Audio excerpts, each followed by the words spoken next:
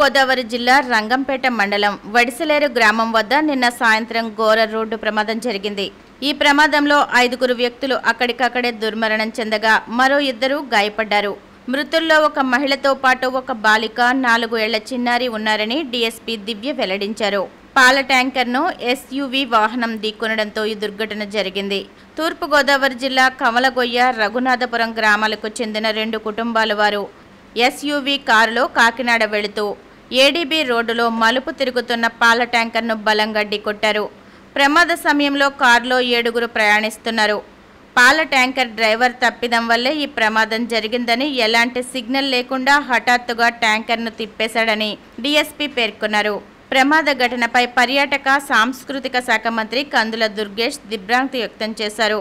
బాధితులను ప్రభుత్వ పరంగా ఆదుకుంటామని హామీ ఇచ్చారు. రాజానగరం జనసేన నాయకురాలు ఎమ్మెల్యే బత్తుల రామకృష్ణ సతీమణి వెంకటలక్ష్మితో పాటు సంఘటనా స్థలం, ప్రభుత్వ ఆసుపత్రిలోని మృతదేహాలను కూడా పరిశీలించారు. గాయపడిన వారిని పరామర్శించారు.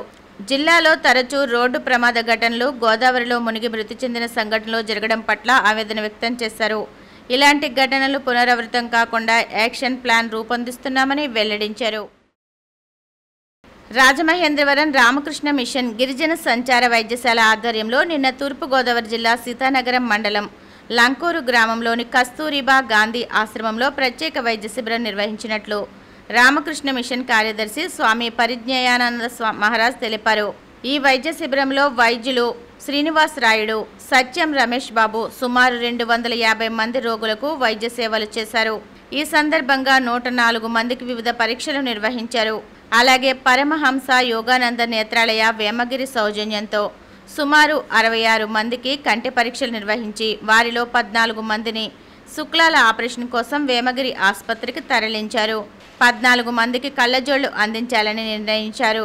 ఈ శిబిరంలో పరమహంస యోగానంద నేత్రాలయ ప్రోగ్రాం మేనేజర్ నక్కా చంటిబాబు, కస్తూరిబా గాంధీ ఆశ్రమ ప్రతినిధి సుశీల, రామకృష్ణ మిషన్ కోఆర్డినేటర్ శ్రీనివాస్, యన్నమని, వెంకటనారాయణ పాల్గొన్నారు.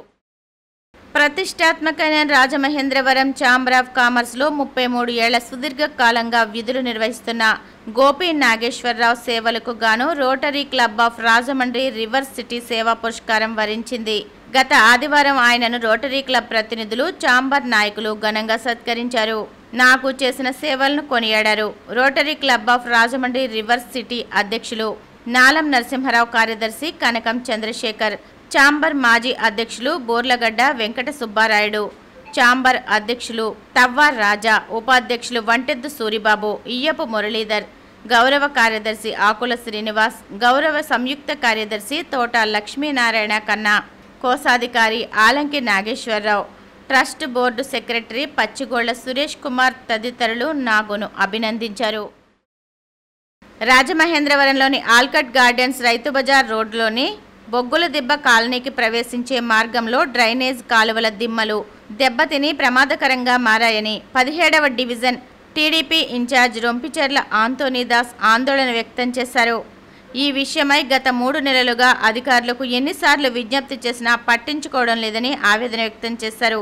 ఇప్పటికైనా అధికారులు స్పందించి ప్రమాదకరంగా మారిన డ్రైన్కు సిమెంట్ దిమ్మలు ఏర్పాటు చేయాలని కోరారు.